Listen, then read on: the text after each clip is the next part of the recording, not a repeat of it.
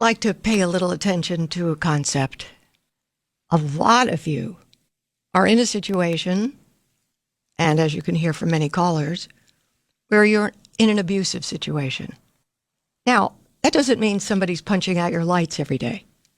There are all sorts of abuses. Psychological,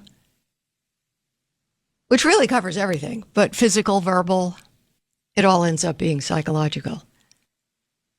And you find, wow, wasn't there a football player who was caught on video beating the crap out of his girlfriend in some elevator? And then she married him the next day? And you sort of sit there and go, what? Didn't help his career any because it went viral. But why would she do that? There are lots of reasons. If you've got a groupie mentality, then you really have no image of yourself as anything. So if you're attached to somebody who's famous, powerful, rich, that becomes your identity. Groupies with rock stars. And they'll have sex with them every day of the week. It doesn't matter because what's real, and no matter if they're treated like dirt, because their identity is that I'm attached to something that does have an identity that is incredible, rich, powerful, famous. Okay. That's one way of looking at it. Sometimes, in particular, women get involved with a guy who is unpredictable in being abusive. It's not like in the movies where he's just socking her in the mouth every 36 seconds. It's presents, jewelry, cars, clothes, compliments, and then boom. Hateful diatribes and physical abuse. Well, when it's nutty like that, sort of up, down, up, down, up, down, up, down, the up is hard to let go of. The up is difficult to give up.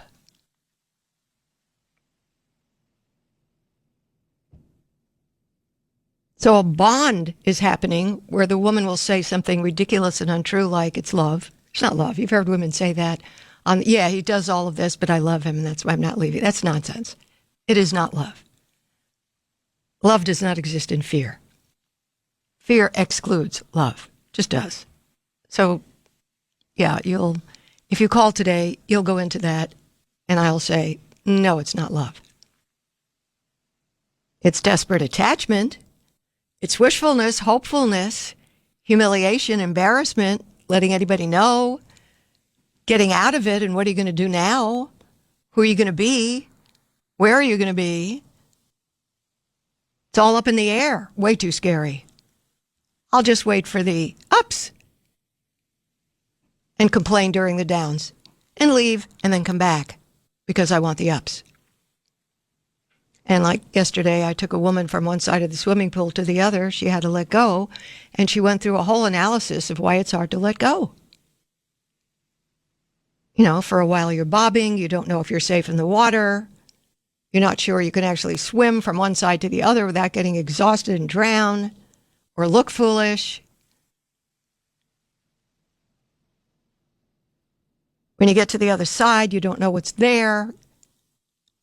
And you have to create a whole world over there because you left the world that's on the other side of the pool.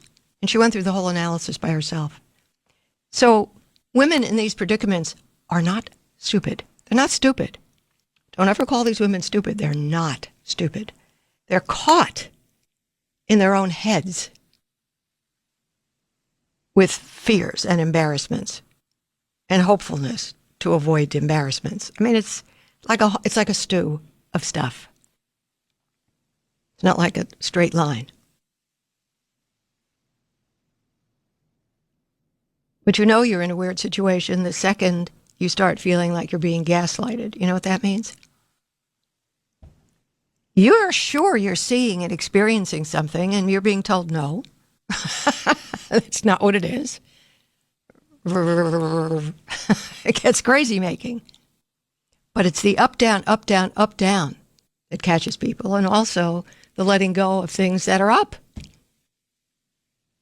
Anyway, it's a very sad form of bonding, not a happy, healthy one. My number, 1-800-375-2872.